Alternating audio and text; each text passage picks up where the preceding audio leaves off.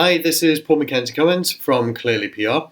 Well, the latest post on the Clearly PR website is entitled Market Leaders and Other Vanities.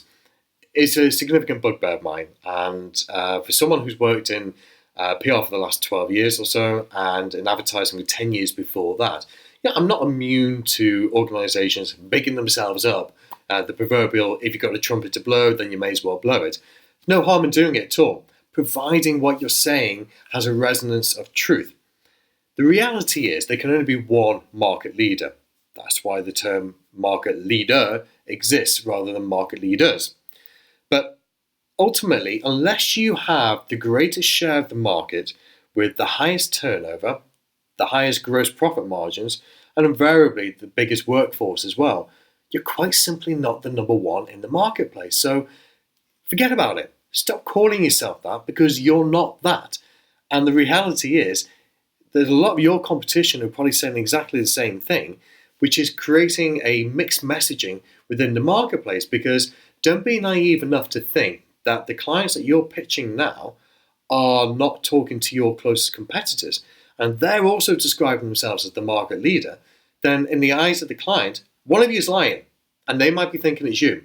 So manage your reputation in the right way, not by self-aggrandizing who you are and what you actually do or do not do.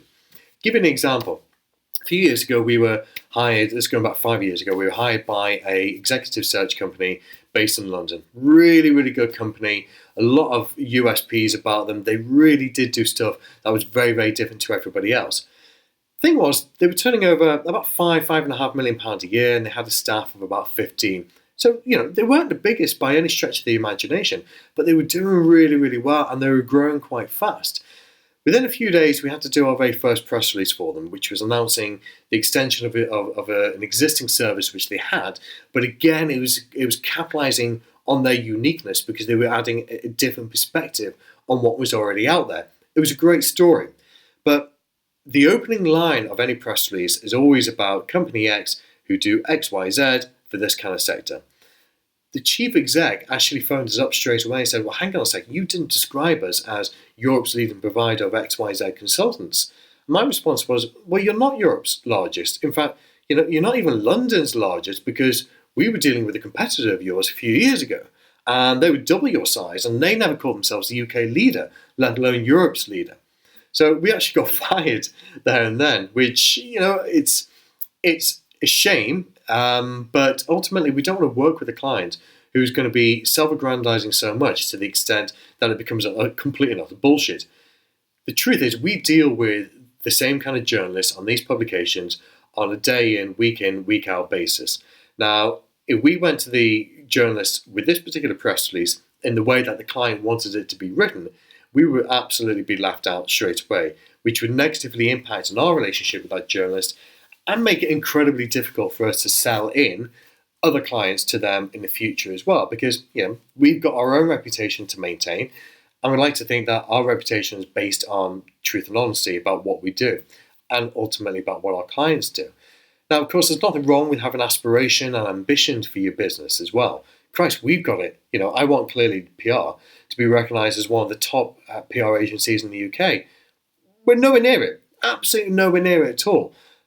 There's nothing to say that in 5, 10, 15 years or so, we may be up there with the best of the best, but we've got some way to go, and we've never called ourselves the market-leading PR agency at this moment in time. So the key thing really is, in any kind of PR or branding exercise that you're currently involved in, just focus on what makes you different. What is different about you? Why should people give a damn about you? If any of you worked in sales, then you'll know the adage, what's in it for me? It's true. Think about that all the time. Think about the challenges and nuances and obstacles that your customer base is overcoming, and try and marry up the obstacles and challenges that they face with the solutions and the services that you can provide. Focus on those core strengths about who you are, what you do, and why you do what you do, and you will win favors along the way. But like any kind of relationship that you have, it's always got to be based on mutual trust and understanding. And that takes a degree of self-responsibility, self-auditing as well, to be completely honest about what you actually are right now, but also ultimately about being completely and utterly transparent with your market base. So you can read the article, which is on the website now. It'll take you about maybe 11 or 12 minutes. I have timed it over a coffee, so it's not too bad. Have a look at it. There's a few other hints and tips in there about ways that you can position yourself, and also a few things that you should also avoid. And if you've got any questions at all, please get in touch with us. The email is at the bottom of the article, and I'll be more than happy to answer any kind of question that you've got. Thank you.